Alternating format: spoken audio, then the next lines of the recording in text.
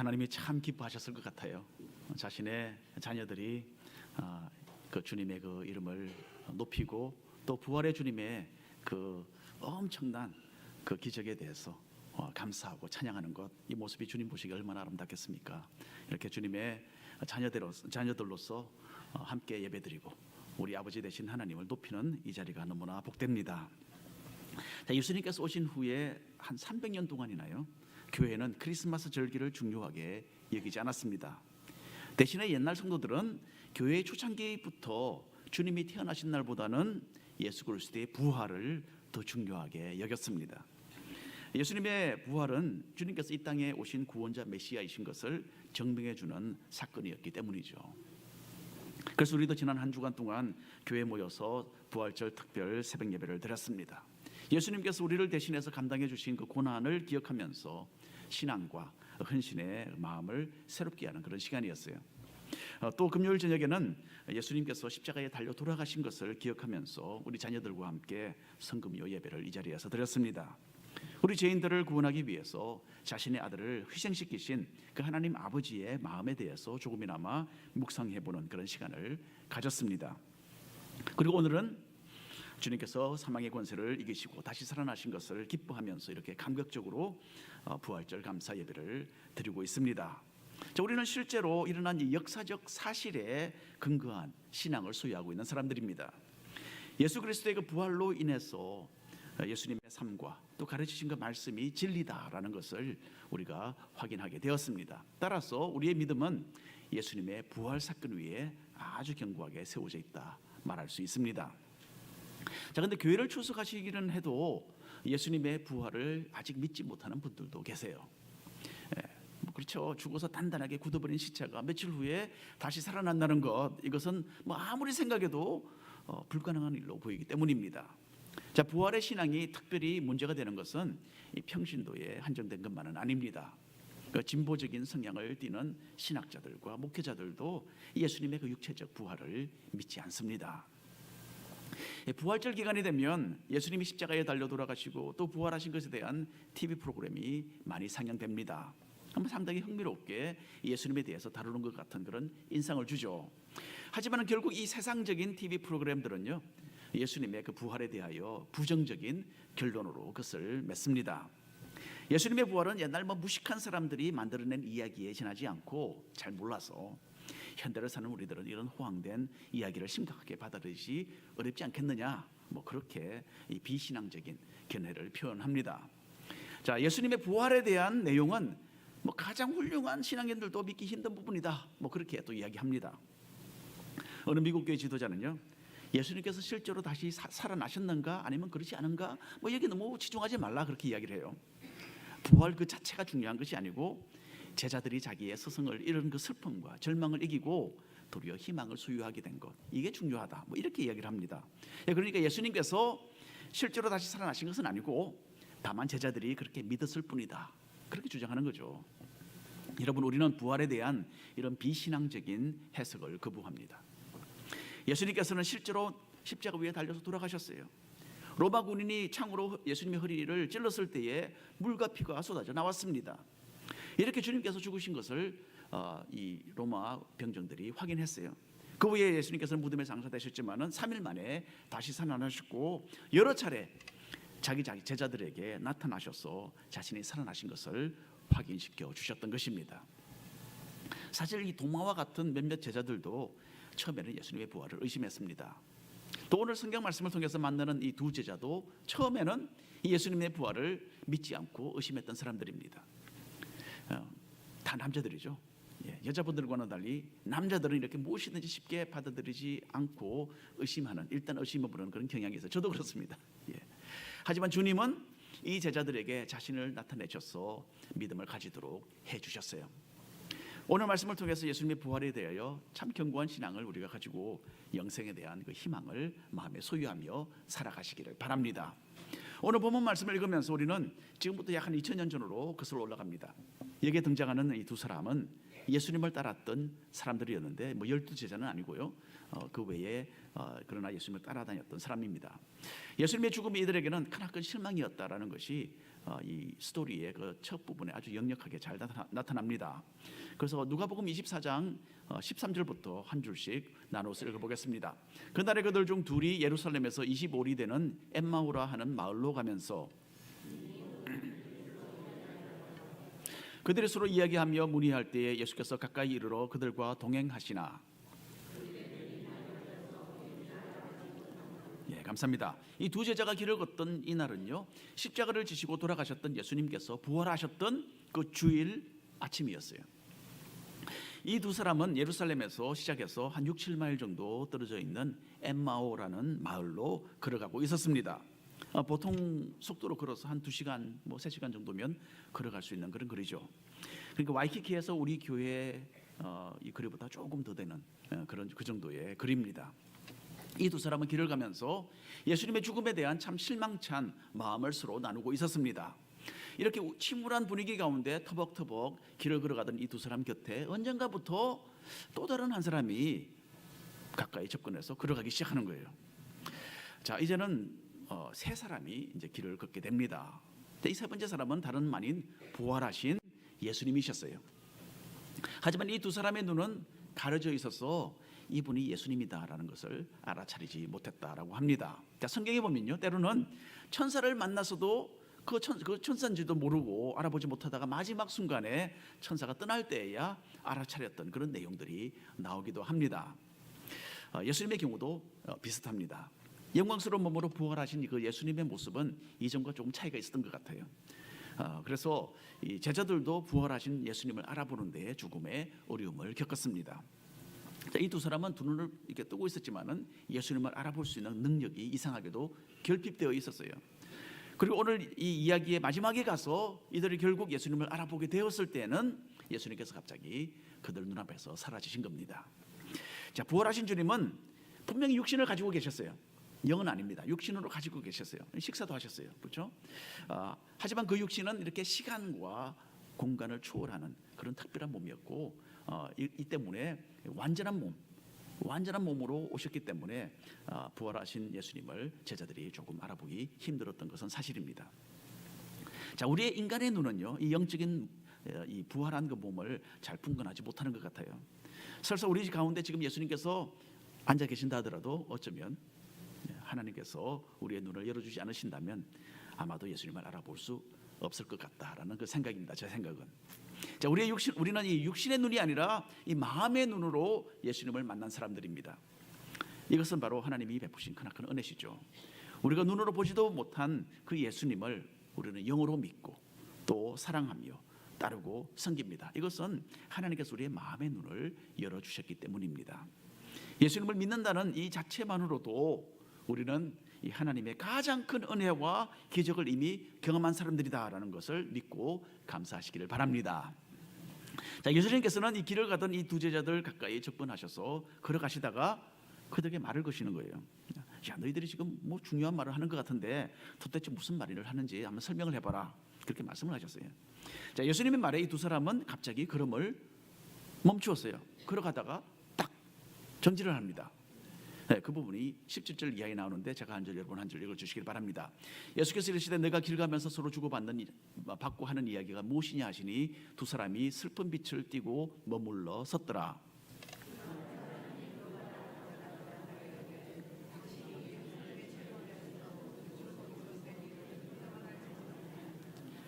자, 이 제자들은 자기들이 하는 말에 대해서 설명을 해달라는 이 나그네의 말에 충격을 받은 겁니다.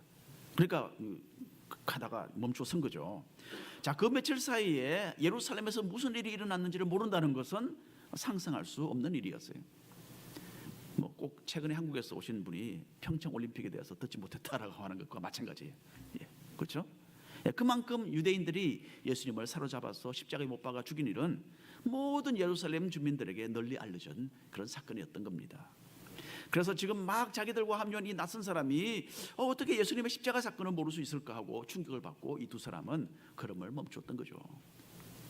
두 사람 중 한 사람의 이름은 글로바였다라고 나옵니다. 글로바는 아니 당신이 어떻게 예루살렘에 있었으면서 바로 지금 거기서 일어난 이 엄청난 사건에 대해서 모를 수가 있느냐 그렇게 예수님께 묻습니다. 자, 예수님이 그러면 무슨 일이었느냐 다시 되물으셨죠.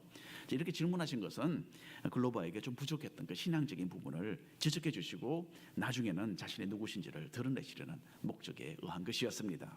자, 18절 읽어봅니다. 그 한 사람인 글로바라 하는 자가 대답하여 이르되 당신이 예루살렘에 체류하면서도 요즘 거기서 된 일을 혼자만 알지 못하느냐.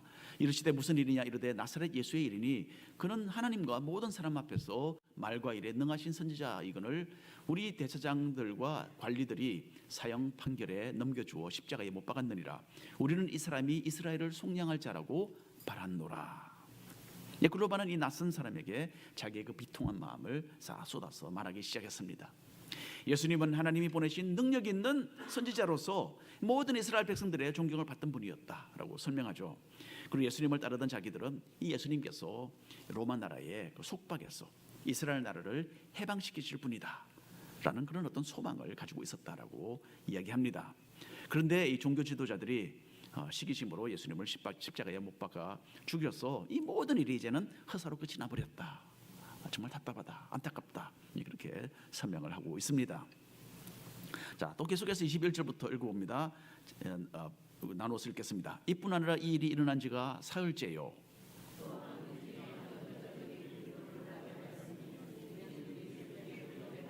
함께 읽습니다. 그의 시체는 보지 못하고 와서 그가 살아나셨다 하는 천사들의 나타남을 보았다 함이라.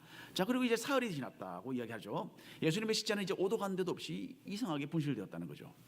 어떤 제자들이 무덤에 찾아갔는데 거기서 천사를 만났고 예수님이 부활했다라는 말을 들었다는데 글쎄 그 말을 어떻게 받아들여야 할지 우리는 모르겠다.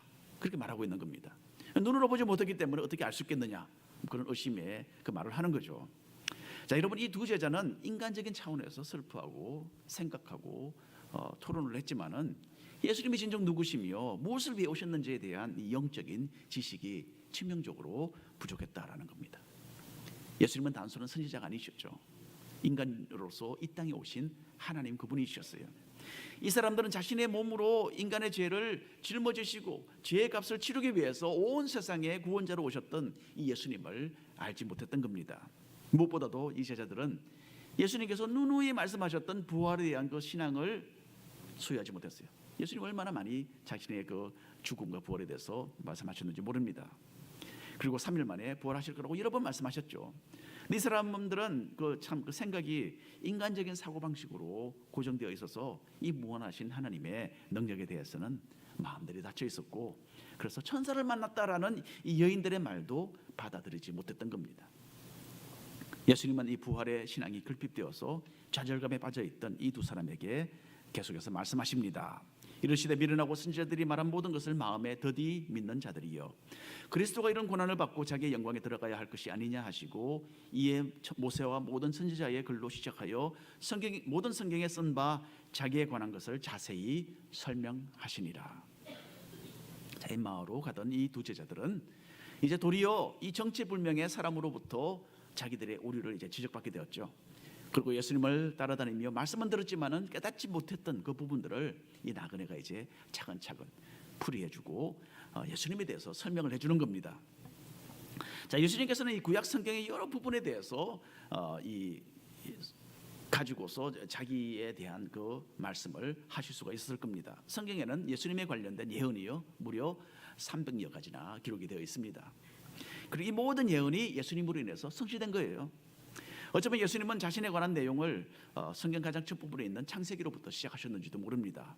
창세기 3장에는 예수님께서 여자의 후손이 되어서 후손으로 오셔서 뱀의 머리를 상하게 할 것이다, 그렇게 예고되어 있습니다.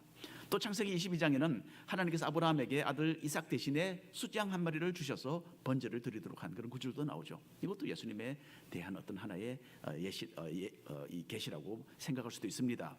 또 모세가 기록한 출애굽기에서는요, 유월절 어린 양이 피를 흘림으로써 이스라엘 백성이 죽음을 면하고 애굽에서 해방되는 그런 사건이 기록되어 있죠. 이것도 얼마나 확실한 예수님의 사역을 말해주는 겁니까? 시편 110편에는 예수님께서 멜기세덱의 서열을 따라 영원한 제사장이 될 것이다, 그렇게 또 기록이 되어 있고요. 우리가 지난 금요일 저녁에 살펴본 대로 이사야 53장에는 예수님께서 고난받는 종으로 소개되어 있는 겁니다. 자, 현대에 가장 존경받는 돌아가셨으니까 받던 신학자 중 한 사람이었던 이 존 스타트라는 사람이 있습니다. 이 사람이 이런 말을 했어요. 기독교는 근본적으로 부활의 종교다. 부활의 종교다. 우리가 믿는 신앙에서 이 부활을 빼내버리면 그것은 더 이상 기독교가 아니다라고 이 사람은 이야기했습니다. 예수님의 부활은요, 예수님께서 하나님의 아들이심을 명백하게 증명해 주는 것이었어요. 또 예수님께서 피를 흘리심으로써 새로운 언약을 세우시고 우리 죄를 사하시고 구원하셨다라는 것을 확증하는 그런 사건이기도 했습니다.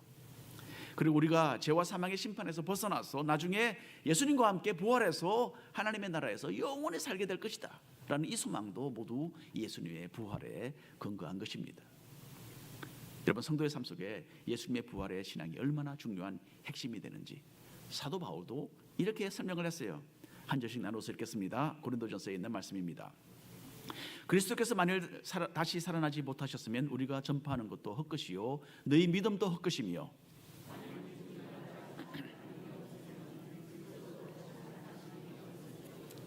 그리스도께서 다시 살아나신 일이 없으면 너희 믿음도 헛되고 너희가 여전히 죄 가운데 있을 것이요. 함께 읽겠습니다. 만일 그리스도 안에서 우리가 바라는 것이 다만 이 세상의 삶뿐이면 모든 사람 가운데 우리가 더욱 불쌍한 자이리라. 네, 맞는 말씀이죠. 이 낯선 사람은 예루살렘에서 무슨 일이 일어나는지 모르는 것처럼 그렇게 보였습니다. 그런데 이 나그네가 예수님께서 구원자로 오셔서 이 모든 일을 하시고 어떻게 부활하셔야 하는지 이 구약 성경을 토대로 해서 자세하게 설명을 해 주었습니다. 이 내용을 들었을 때에 엠마오로 가던 이 두 제자는 마음에 참으로 크나큰 충격을 받았겠죠. 아니, 이 사람이 어떻게 이런 걸 다 할까? 자, 날이 저물었습니다. 이제는 세 사람이 여관에 가서 들어가서 함께 저녁 식사를 하는 시간이 되었어요. 그 내용이 30절 이하에 나옵니다. 그들과 함께 음식 잡수실 때에 떡을 가지사 축사하시고 떼어 그들에게 주시니 그들의 눈이 밝아져 그인 줄 알아보더니 예수는 그들에게 더 이상 보이지 않으려 하셨다라고 합니다. 자, 이 낯선 사람이 떡을 들고서 축복 기도한 다음에 떼어서 나눠 주었어요.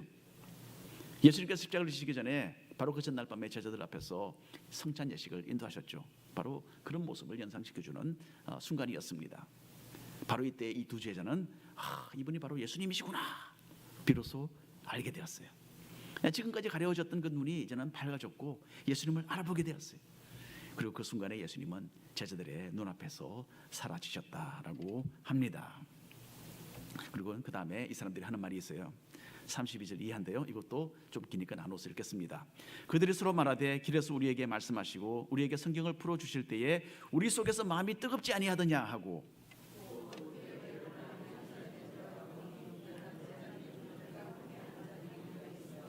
말하기를 주께서 과연 살아나시고 시몬에게 보여주셨다 하는지라.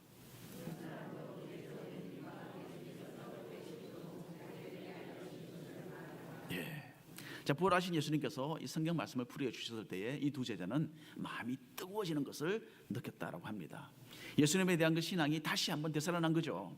그리고 예수님을 제대로 인식한 다음에는 이미 어두워진 그 길을 이제는 다시 돌아갑니다. 한두 시간 걸린다 그랬죠. 다시 돌아가서 급하게 예루살렘으로 돌아갔어요. 예루살렘에 돌아가 보니까 여인들뿐만 아니라 예수님의 제자 베드로가 이제는 이 부활하신 주님을 만났다라는 이야기를 듣게 됩니다. 그리고 이 두 사람도 어떻게 자기들이 길을 가다가 부활하신 주님을 만나게 되었는지 간증하는 그 큰 기쁨을 누렸다라는 것이 오늘 이 성경 이 이야기의 줄거리입니다. 자, 미국 텍사스주에서 예수님을 참으로 신실하게 믿던 늙은 과부에 대한 실제 이야기를 들어본 적이 있습니다. 이 과부는 사람을 새로 만나면요 참 특이한 말로 인사를 하고는 했다고 합니다. 안녕하세요, 제 이름은 누구누구입니다. 당신은 부활절을 믿으십니까? 부활절 아니라도 언제든지 그렇게 사람들에게 인사를 했다고 합니다. 이렇게 해서 이 과부는 사람들에게 이 부활절의 의미를 설명해 주고는 했어요. 그리고 많은 사람들에게 예수님을 믿도록 해서 구원을 얻도록 인도해 주었던 겁니다. 어느 날 과부는 의사로부터 급성 암 진단을 받게 됩니다. 의사가 염려해 주었을 때에 이 과부는 전혀 뜻밖의 반응을 보이는 거예요. 자, 하나님께는 절대로 실수가 없습니다. 이 과부가 이야기합니다. 나는 이제 곧 내가 사랑하는 예수님을 만나게 될 테니까 염려하지 마시고 그냥 안심하십시오. 도리어 의사를 위로해 주었어요. 얼마 되지 않아서 이 늙은 과부는 몸이 안 좋아서 이제는 병원에 입원하게 됩니다. 과부는 같은 병실에서 믿지 않는 사람들과 같이 이전처럼 그렇게 대화를 나누었어요. 부활절을 믿습니까? 질문을 하고서 이 부활에 대한 신앙을 전달했어요. 여러 사람들이 신앙을 얻고 태어나고 집으로 돌아갔습니다. 뿐만 아니라 이 과부를 돌보던 여러 간호원들도 동일하게 예수님을 믿게 되었어요. 그런데 그 병원에는 참 마음이 돌고같이 굳은 수간호사 한 사람이 있었다고 합니다.